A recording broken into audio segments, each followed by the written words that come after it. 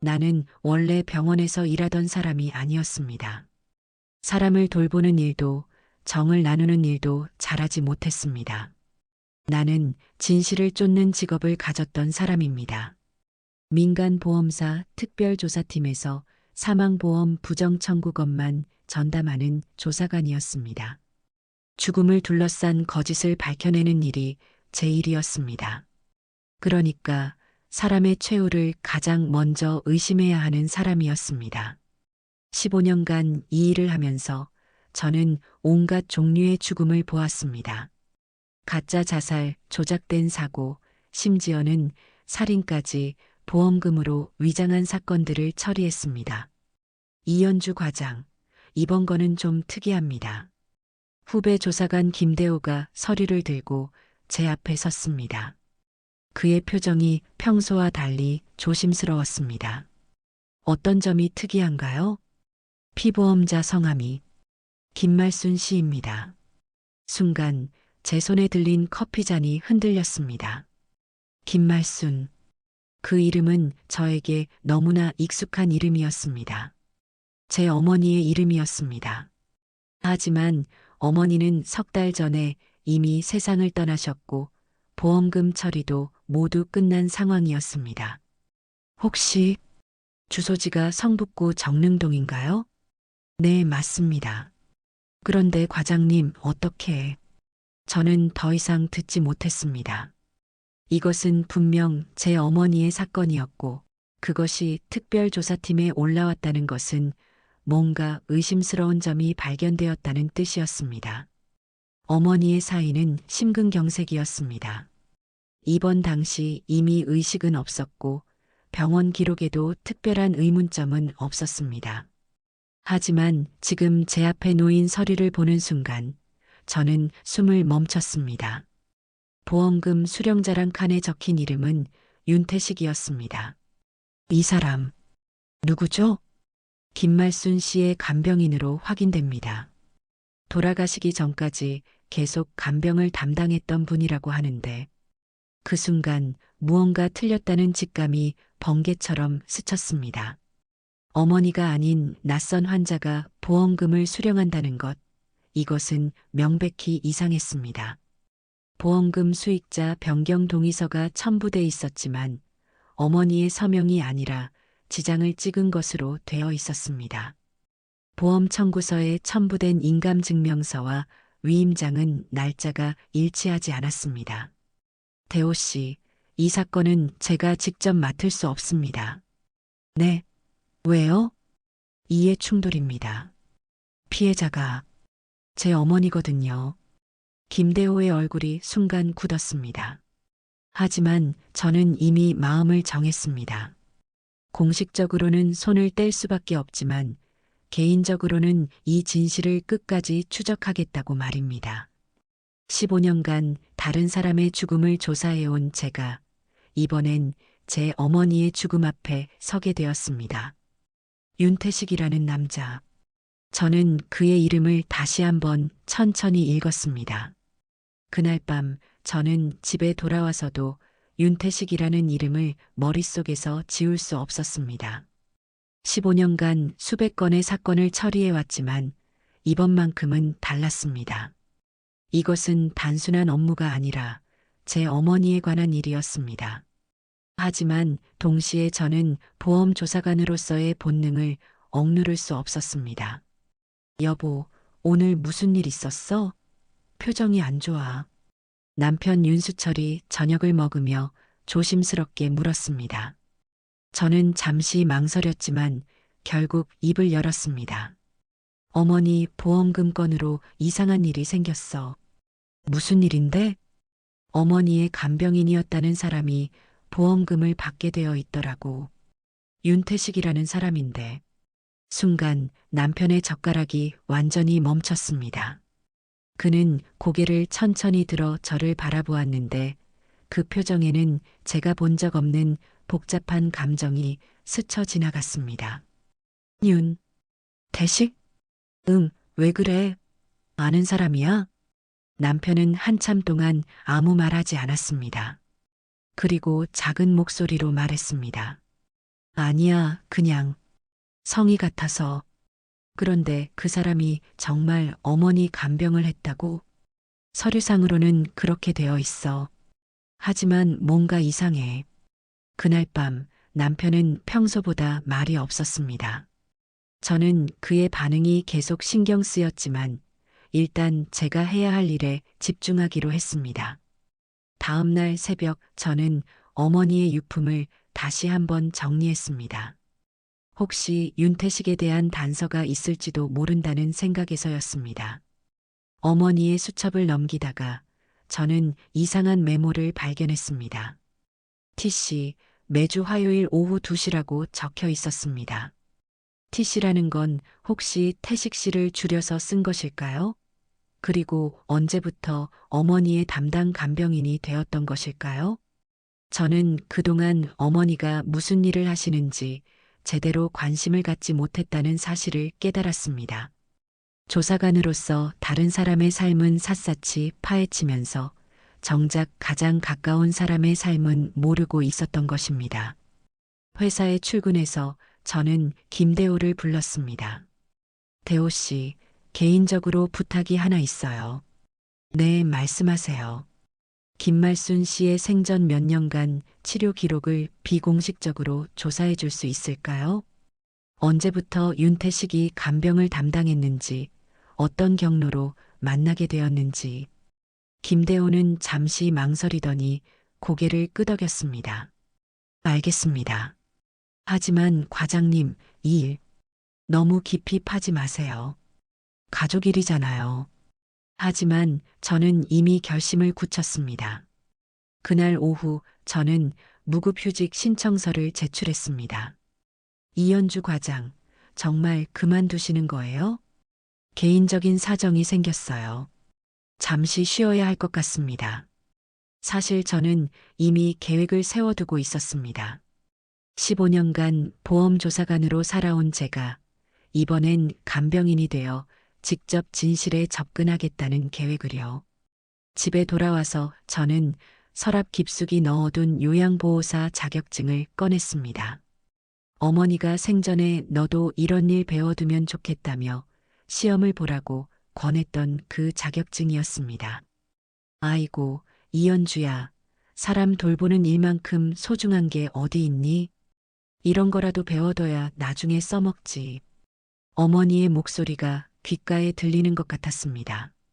그때는 왜 갑자기 간병일을 배우라고 하시는지 이해할 수 없었는데 지금 생각해보니 어머니 자신이 이미 이 일을 하고 계셨던 것 같았습니다.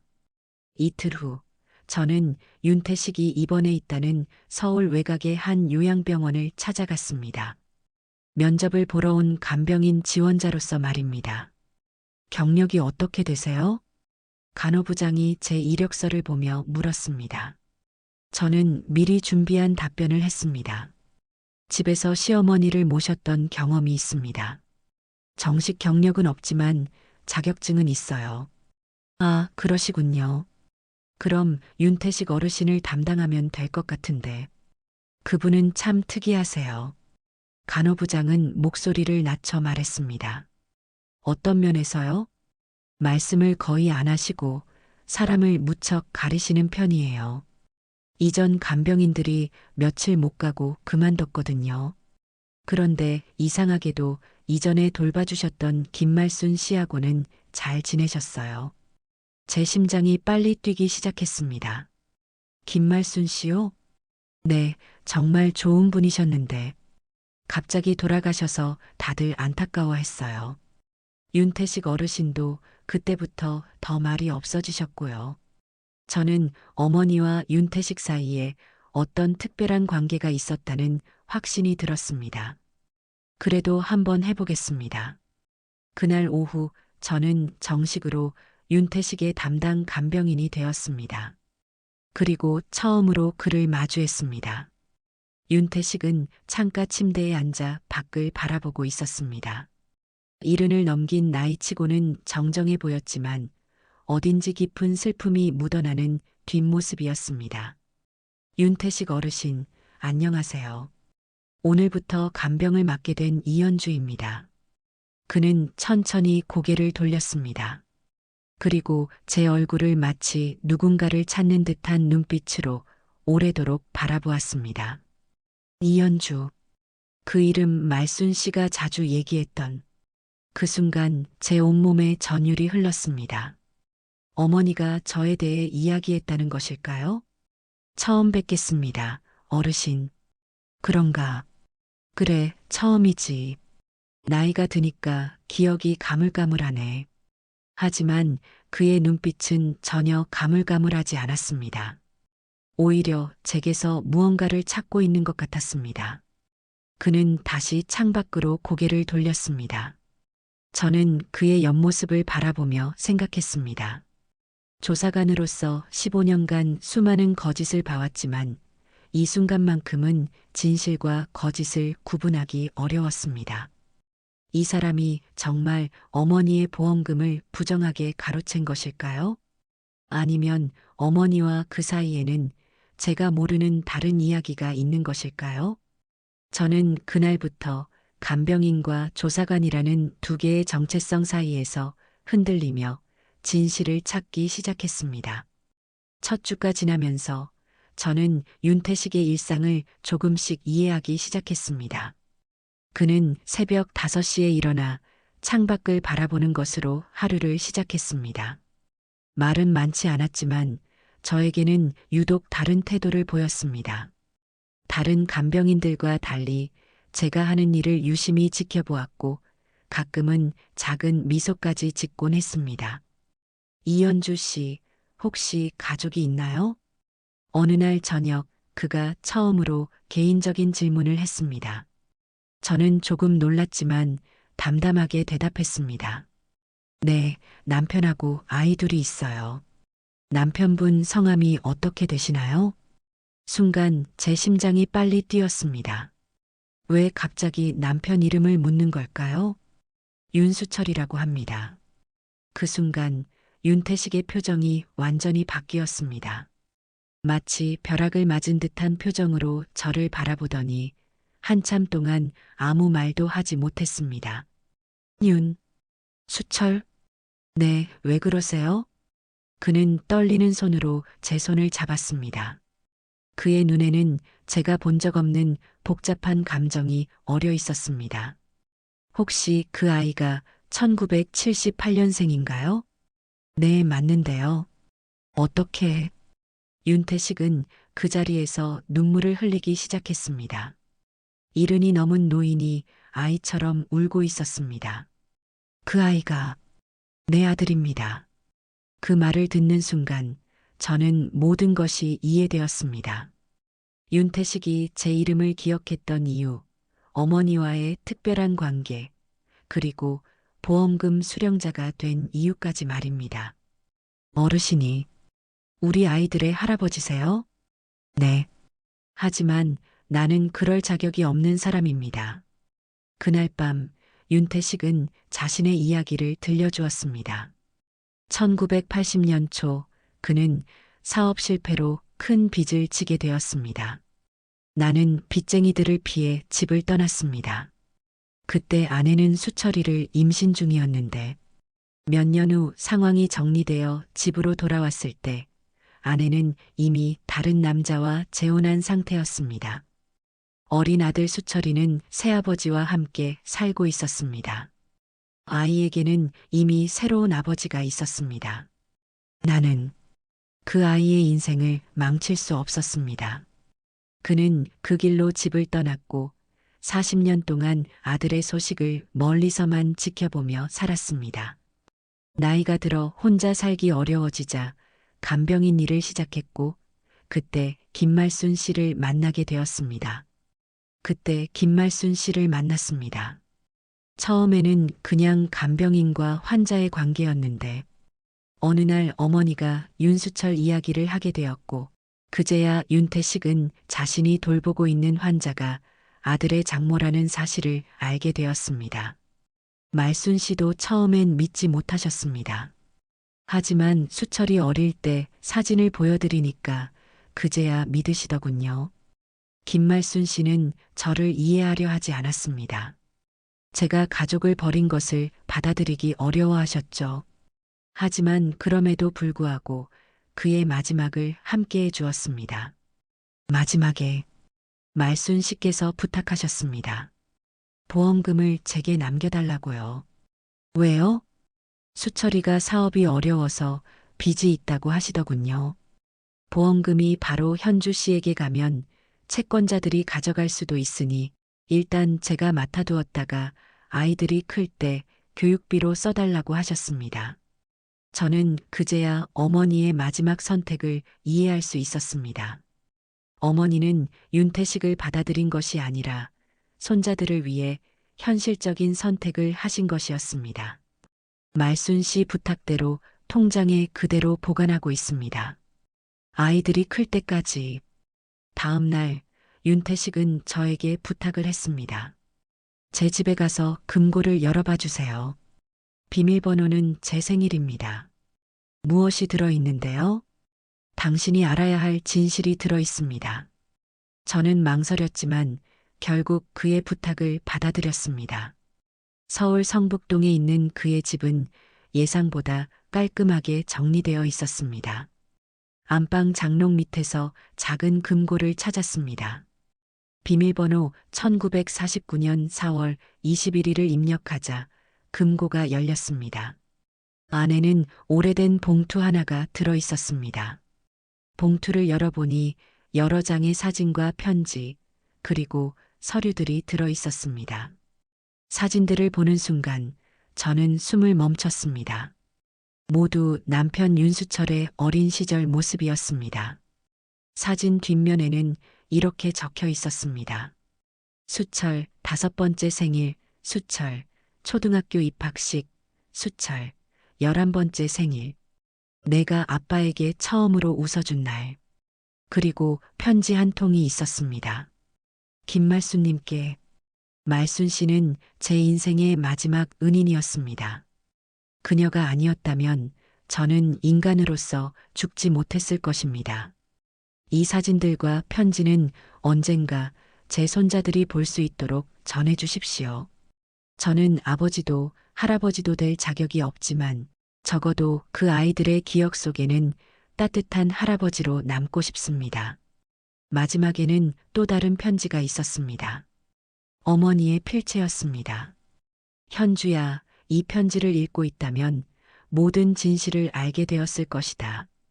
나는 윤태식이 가족을 버린 것을 이해할 수 없었다.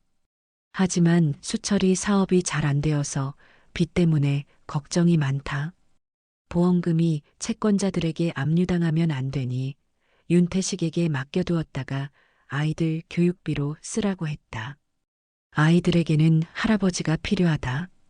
비록 늦었지만 그 사람이 마지막엔 좋은 할아버지가 되기를 바란다.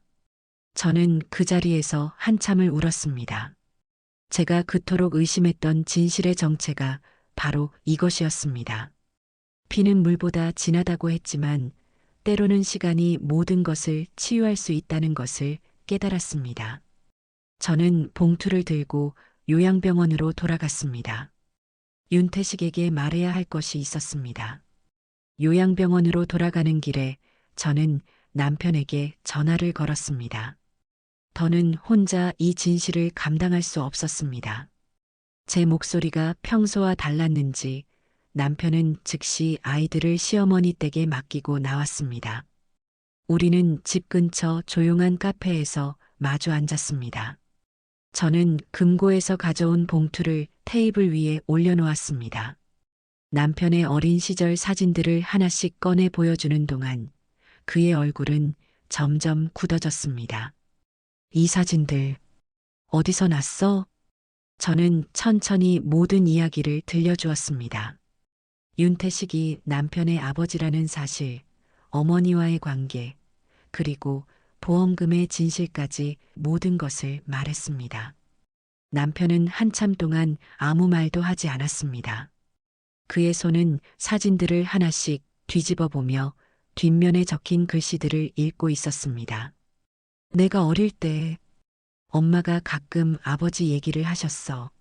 남편은 떨리는 목소리로 어린 시절 이야기를 꺼냈습니다. 어머니가 사업 실패로 집을 떠난 남편을 원망했다는 이야기. 그래서 자신도 아버지를 없는 사람으로 여기며 살았다는 이야기를 했습니다. 하지만 사진들을 보니 모든 것이 달라 보였습니다. 사진 뒷면에 적힌 수철, 11번째 생일. 내가 아빠에게 처음으로 웃어준 날이라는 글씨는 남편에게 낯설지 않았습니다. 그날 밤 남편은 잠을 이루지 못했습니다. 평생 원망했던 사람이 사실은 자신을 그리워하고 있었다는 사실이 받아들여지지 않았습니다. 현주야, 나 정말 모르겠어. 다음 날부터 남편은 며칠간 깊은 고민에 빠졌습니다. 회사에서도 집중하지 못했고 아이들과 놀아줄 때도 마음이 딴 데 있었습니다. 큰아이가 아빠의 변화를 가장 먼저 눈치챘습니다. 평소 활발하던 아빠가 멍하니 있을 때가 많아졌고 웃음도 줄어들었습니다. 아빠, 왜 요즘 슬퍼요? 남편은 아이를 안으며 자신도 모르게 눈물을 흘렸습니다. 아이들에게는 잘못이 없는데 자신의 감정 때문에 가정 분위기까지 어둡게 만들고 있다는 생각이 들었습니다. 그러던 어느 날 밤 남편이 입을 열었습니다. 그 사람 만나보고 싶어? 하지만 막상 만나기로 하고 나니 또 다른 문제가 생겼습니다. 시어머니가 반대하고 나선 것이었습니다. 수철아, 왜 갑자기 그 사람을 만나려고 하니? 시어머니는 수철을 혼자 키우며 고생했던 기억 때문에 이제 와서 나타난 친아버지를 인정하고 싶지 않았습니다. 그분은 윤태식이 가족을 버리고 떠났다는 사실만 기억하고 계셨습니다. 남편은 시어머니를 설득하는데 일주일이 걸렸습니다. 윤태식도 나름의 사정이 있었고 지금은 늙고 병든 노인이라는 점을 차근차근 설명해야 했습니다. 가족들을 이해시키는 것은 생각보다 어려운 일이었습니다. 하지만 저는 포기할 수 없었습니다. 그 와중에 회사에서도 문제가 생겼습니다. 김대호가 조심스럽게 제게 경고했습니다. 과장님, 혹시 개인적으로 뭔가 하고 계시는 건 아니죠? 다른 팀에서 윤태식에 대해 누군가 은밀하게 조사하고 있다는 소문이 돌고 있었습니다. 신분을 속이고 조사하는 것이 발각되면 문제가 될 수 있었습니다. 다행히 그 일은 큰 문제가 되지 않았지만 저는 더욱 신중해져야 한다는 것을 깨달았습니다. 진실을 찾는 것도 중요하지만 가족의 생계도 지켜야 했습니다. 그렇게 우여곡절 끝에 그 주 주말 우리 가족은 요양병원을 향했습니다. 아이들에게는 엄마 일 때문에 잠깐 들러야 할 곳이라고만 설명했습니다. 병원에 도착해서 저는 먼저 윤태식을 만났습니다. 아들이 왔다는 말에 그는 믿을 수 없다는 표정을 지었습니다. 그 아이가 정말 나를 보겠다고? 윤태식은 떨리는 손으로 옷을 정리하고 머리를 다듬었습니다. 마치 중요한 면접을 앞둔 사람처럼 긴장하고 있었습니다. 남편이 병실에 들어왔을 때 두 사람은 한참 동안 서로를 바라보기만 했습니다. 40년 만의 재회였습니다. 안녕하세요. 남편이 먼저 인사했습니다. 윤태식은 눈물을 참으며 떨리는 목소리로 대답했습니다. 안녕. 수철아. 그날 오후 윤태식은 자신의 지난 40년을 조금씩 들려주었습니다. 집을 떠난 후 공사장에서 일했던 이야기, 공장과 청소부, 경비원을 거쳐 간병인이 된 이야기를 했습니다. 젊었을 때는 힘든 일도 많이 했다. 건설 현장에서 벽돌도 나르고 밤에는 경비일도 했지. 윤태식은 작은 가방에서 낡은 수첩을 꺼냈습니다. 그 안에는 신문에서 오려낸 남편의 대학 입학 기사, 취업 소식, 결혼 발표 등이 정성스럽게 붙여져 있었습니다. 40년 동안 이렇게 내 소식을 모았다. 가장 가슴 아픈 건 남편을 멀리서 지켜봤다는 고백이었습니다. 학교 앞을 몰래 지나다니며 모습을 보고 결혼식 때도 멀리서 지켜봤으며 아이들이 태어났다는 소식도 알고 있었다고 했습니다. 간병인 일을 하면서 만난 여러 사람들을 통해 남편의 근황을 들었고 사업이 어렵다는 소식도 알고 있었습니다.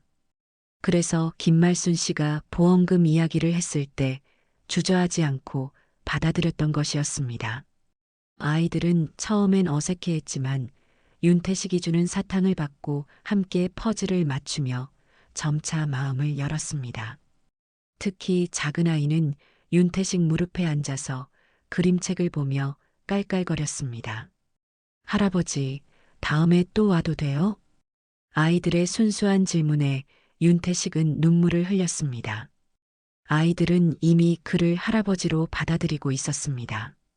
집으로 돌아가는 길에 아이들은 내내 윤태식 이야기를 했습니다. 할아버지가 들려준 옛날 이야기가 재미있었다고 다음에는 자신들이 그린 그림을 가져다 주겠다고 했습니다. 엄마, 할아버지가 왜 병원에만 계세요? 작은 아이의 질문에 저와 남편은 서로를 바라봤습니다. 아이들은 벌써 윤태식을 가족의 일원으로 생각하고 있었습니다. 그날 밤 남편이 말했습니다. 나쁜 사람은 아닌 것 같아. 아이들도 좋아하고, 그리고 40년 동안 나를 지켜봤다는 게 믿기지 않아. 다음 주에도 우리는 병원을 방문했습니다. 이번에는 아이들이 먼저 조르고 나섰습니다. 두 번째 만남에서는 윤태식이 아이들에게 옛날 이야기를 들려주었습니다. 호랑이와 곶감 이야기, 흥부와 놀부 이야기를 들으며 아이들은 신이 나서 웃었습니다. 남편도 점차 마음을 열기 시작했습니다. 그리고 그날 남편은 자연스럽게 윤태식을 아버지라고 불렀습니다. 아버지, 이 이야기는 어디서 들으셨어요? 그 순간 윤태식은 40년 만에 아들에게서 아버지라는 말을 들었습니다.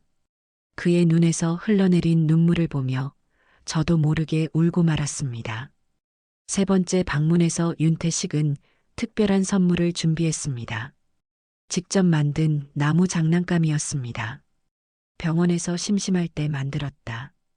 손재주가 없어서 볼품없지만 아이들은 할아버지가 만든 장난감을 보고 좋아했습니다. 큰아이는 그 자리에서 윤태식을 위해 그림을 그려주었습니다. 할아버지, 이거 우리 가족이에요. 여기가 할아버지. 그림 속에는 윤태식도 가족의 일원으로 그려져 있었습니다. 윤태식은 그 그림을 받고 한참을 바라보며 울었습니다. 네 번째 방문에서는 현실적인 이야기도 나왔습니다. 윤태식이 보관하고 있던 보험금을 어떻게 활용할지에 대한 계획을 세웠습니다. 아버지, 그 돈은 아이들 교육비로 써야죠. 그래야지. 하지만 당분간은 내 사업도 생각해야 할 것 같은데 남편의 사업빚 문제도 조금씩 해결의 실마리를 찾아가고 있었습니다. 윤태식이 보관하고 있던 돈의 일부를 급한 빚 정리에 쓰기로 했습니다. 다섯 번째 방문에서 윤태식의 건강이 좋지 않다는 소식을 들었습니다. 최근 들어 자주 어지러워하고 식사도 제대로 하지 못한다고 했습니다. 별일 아니다. 나이가 드니까 그런 거지. 하지만 가족들은 걱정이 되기 시작했습니다. 이제 막 찾은 할아버지를 또 잃을 수는 없었습니다. 남편은 윤태식을 더 좋은 병원으로 옮기자고 제안했습니다. 하지만 윤태식은 완강히 거부했습니다. 여기가 좋다. 말순 씨도 여기서 만났고 너희들과도 여기서 다시 만났으니까. 우리는 그렇게 조금씩 새로운 가족의 형태를 만들어가기 시작했습니다. 피보다 진한 것은 시간과 사랑이라는 것을 깨달으며 말입니다. 하지만 윤태식의 건강은 계속 악화되고 있었습니다. 우리에게 주어진 시간이 많지 않다는 것을 모두가 느끼고 있었습니다. 윤태식의 건강이 급속히 악화된 것은 우리가 정기적으로 방문한 지 2달째 되는 날이었습니다. 병원에서 연락이 왔을 때 저는 회사에 있었습니다. 보호자분이세요? 윤태식 어르신이 오늘 아침부터 의식을 잃으셨습니다. 급히 병원으로 달려갔을 때 윤태식은 산소호흡기를 끼고 침대에 누워 있었습니다. 의사는 더 이상 회복을 기대하기 어렵다고 말했습니다. 남편에게 연락했을 때 그는 회사에서 중요한 회의 중이었습니다. 하지만 아버지라는 말을 듣는 순간 모든 것을 뒤로하고 달려왔습니다. 아버지, 저예요. 수철이에요. 남편이 윤태식의 손을 잡고 말했을 때 기적처럼 그의 눈이 떠졌습니다. 희미하지만 분명히 남편을 알아보는 눈빛이었습니다. 수철아, 왔구나. 목소리는 가늘었지만 그의 정신은 또렷했습니다. 윤태식은 간신히 손을 들어 남편의 뺨을 어루만졌습니다. 아이들도 학교에서 돌아오자마자 병원으로 데려왔습니다. 아이들은 할아버지의 모습을 보고 무서워했지만 곧 침대 곁으로 다가갔습니다. 할아버지, 아파요? 작은 아이의 질문에 윤태식은 미소를 지었습니다. 아니다. 할아버지는 안 아파. 너희들이 와줘서 기분이 좋다. 그날 밤 윤태식은 자신의 마지막 소원을 말했습니다.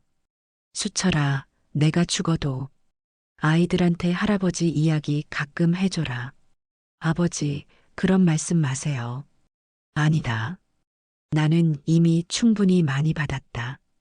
너희들을 다시 만날 수 있었고, 손자들도 봤고, 윤태식은 침대 옆 서랍에서 작은 봉투를 꺼냈습니다. 떨리는 손으로 그것을 남편에게 건네주었습니다. 이건 내가 40년 동안 내 생일마다 써온 편지들이다. 봉투 안에는 남편의 나이만큼 편지가 들어 있었습니다. 매년 생일마다 쓴 편지, 하지만 한 번도 전하지 못했던 아버지의 마음이 담긴 편지들이었습니다. 남편은 그 편지들을 보며 목이 메었습니다. 아버지, 그리고 이것도. 윤태식은 또 다른 작은 상자를 꺼냈습니다. 안에는 낡은 금반지가 들어 있었습니다. 내 아버지가 주신 거다. 너에게 물려주려고 40년 동안 간직했다. 그 반지는 윤태식의 아버지, 즉 남편의 할아버지가 물려준 것이었습니다. 세대에 걸친 가족의 증표였습니다. 다음 날 윤태식의 상태는 더욱 나빠졌습니다. 의식이 오락가락했고 간간히 헛소리를 하기도 했습니다. 하지만 아이들이 찾아오면 언제나 정신을 차렸습니다. 마치 마지막 힘을 짜내어 손자들과의 시간을 놓치지 않으려는 것 같았습니다. 할아버지, 이거 봐요. 큰아이가 학교에서 만든 종이 접기를 보여주었습니다. 윤태식은 그것을 받아들고 한참을 바라보았습니다. 참 잘 만들었다. 할아버지가 어릴 때는 이런 걸 만들 재료도 없었는데, 윤태식은 아이들에게 자신의 어린 시절 이야기를 들려주었습니다. 전쟁 중에 가난했던 이야기, 그래도 꿈을 잃지 않았던 이야기, 그리고 언제나 가족을 그리워했다는 이야기를 했습니다. 할아버지는 평생 후회하며 살았다. 하지만 너희들을 만나고 나서는 후회가 없다. 사흘째 되는 날, 윤태식은 갑자기 기운을 차렸습니다. 마지막 회강 반조였습니다. 그는 간병인에게 부탁해서 면도를 하고 깨끗한 옷으로 갈아입었습니다. 그리고 가족들을 불렀습니다. 모두 모여라. 할아버지가 마지막으로 할 말이 있다. 우리는 모두 윤태식의 침대 주변에 둘러앉았습니다. 그는 한 사람씩 차례로 바라보며 말했습니다. 현주야, 고맙다. 내가 아니었으면 나는 수철이를 다시 볼 수 없었을 거다. 수철아, 미안했다. 그리고 고맙다. 나를 아버지라고 불러줘서. 그리고 우리 손자들. 윤태식은 아이들을 번갈아 보며 미소를 지었습니다. 할아버지를 잊지 마라. 비록 짧은 시간이었지만 너희들과 함께한 시간이 내 인생에서 가장 행복했다. 그날 밤 늦게 윤태식은 조용히 눈을 감았습니다. 마지막 순간까지 남편의 손을 잡고 있었습니다. 장례는 조용히 치렀습니다. 윤태식의 소원대로 아이들이 자주 찾아올 수 있는 가까운 곳에 묘를 만들었습니다. 영정사진은 우리 가족과 함께 찍은 마지막 사진을 사용했습니다. 그 사진 속 윤태식은 마치 평생을 기다려온 행복을 찾은 듯한 표정을 하고 있었습니다. 장례식장에는 생각보다 많은 사람들이 왔습니다. 윤태식이 간병했던 환자들의 가족들, 요양병원 직원들, 그리고 그와 함께 일했던 동료들이 마지막 인사를 하러 왔습니다. 좋은 분이셨어요. 우리 어머니를 정말 잘 돌봐주셨는데, 과묵하신 분이었지만 정말 성실하셨어요. 사람들의 증언을 들으며 저는 윤태식이 어떤 사람이었는지 더 잘 알 수 있었습니다. 그는 평생 조용히 살면서도 만나는 사람들에게 선한 영향을 끼친 사람이었습니다. 장례를 치른 후 우리는 윤태식의 집을 정리했습니다. 그곳에는 40년간 그가 수집한 남편과 우리 가족의 흔적들이 가득했습니다. 신문 스크랩, 사진, 그리고 수많은 편지들. 모두 그가 가족을 얼마나 그리워했는지 보여주는 증거들이었습니다. 가장 놀라운 것은 아이들 이름으로 된 통장들이었습니다. 윤태식은 손자들을 처음 만난 날부터 매달 용돈을 모아 아이들 명의로 저축해 두었던 것입니다. 할아버지가 언제 이런 걸? 통장 정리를 하다가 발견한 메모에는 이렇게 적혀 있었습니다. 우리 손자들이 클 때까지 할아버지가 못해준 모든 것들을 위해. 그로부터 한 달 후 우리는 첫 번째 제사를 지냈습니다. 아이들도 함께 절을 올리며 할아버지를 기억했습니다. 할아버지, 보고 싶어요. 작은 아이의 말에 우리 모두 눈물을 흘렸습니다. 짧았지만 진짜 가족이었던 시간들이 떠올랐습니다. 남편은 윤태식이 물려준 반지를 끼고 다녔습니다. 그리고 가끔 그 반지를 보며 아버지를 생각했습니다. 현주야, 나는 이제 안다. 가족이라는 게 피로만 이어지는 게 아니라는 걸. 저 역시 그 생각에 동감했습니다. 윤태식과 보낸 짧은 시간은 우리에게 가족의 진정한 의미를 가르쳐 주었습니다. 아이들은 할아버지가 들려준 옛날 이야기를 친구들에게 자랑하며 이야기했습니다. 그리고 가끔 할아버지가 그랬는데 라며 윤태식의 말을 인용하곤 했습니다. 윤태식은 떠났지만 그가 남긴 사랑은 우리 가족 안에서 계속 살아 숨쉬고 있었습니다. 보험금을 둘러싼 의혹으로 시작된 이야기는 결국 가족의 사랑으로 끝났습니다. 그리고 저는 깨달았습니다. 진실이란 때로는 우리가 예상했던 것과 전혀 다른 모습으로 우리를 찾아온다는 것을. 그리고 그 진실이 가져다 주는 선물은 상상했던 것보다 훨씬 소중할 수 있다는 것을 말입니다. 보험조사관이었던 제가 마지막으로 조사한 사건은 결국 사기가 아니라 사랑이었습니다. 그리고 그 사랑은 이제 우리 가족의 가장 소중한 유산이 되었습니다.